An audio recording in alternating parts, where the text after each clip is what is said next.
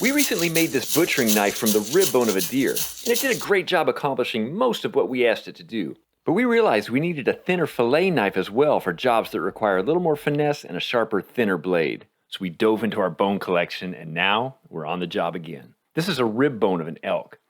We're going to use this flint scraper just for cleaning it up a little bit. Now we want to make it smooth and polished using some scouring brush. We want to split one side of this rib bone off about halfway down, so we're preparing the rib by grinding off the outside edges.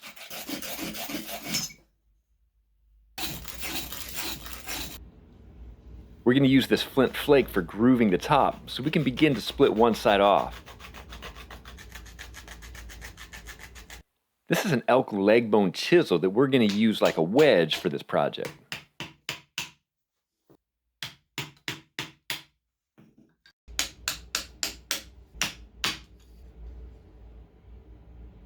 Here we're using and sharpening a small deer bone rib ground to an edge to help work and pry under the grooved rib sections.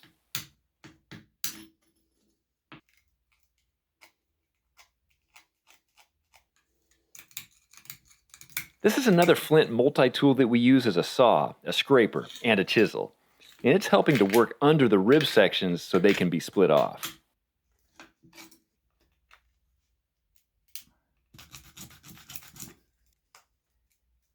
It is not an easy task to get the rib bone split, and it is held tightly together in the pithy marrow area.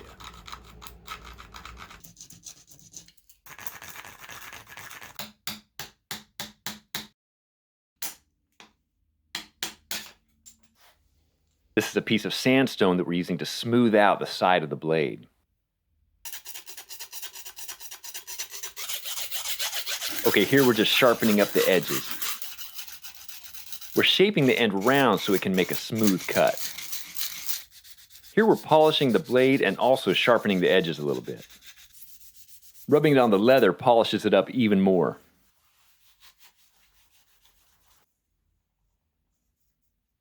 Okay, here it is, about ready to use, and it looks finished, but there's a couple things we still want to do.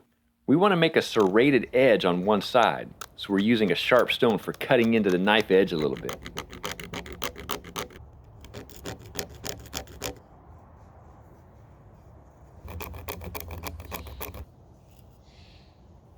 We wanted to do a quick test run on this salmon before we finish it off with a little bit of extra work. And overall, we have no complaints. This knife did a great job on its first assignment. Here we're going to drill some partial holes for putting in a design and inlaying some opal stones. What we made here is a symbol of the four directions, north, south, east, west, which was a common design used by the Native Americans. Okay, just a little bit more polishing and then we're almost done. Here's some opal chips that we saved after making some opal arrowheads. This is some pine pitch that we're going to use to glue in the stones. We need to warm it up in our hands so it'll adhere to the stones better.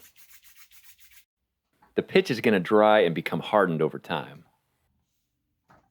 We're going to use the end of an antler to press the pitch into place. And here's what the stones look like after they've been pressed in. We thought we'd finish the knife off with a stinging nettle cord handle and a loop on the end of it. Now here's the finished product. This knife should serve us well for any butchering and filleting jobs that we need to do in the future.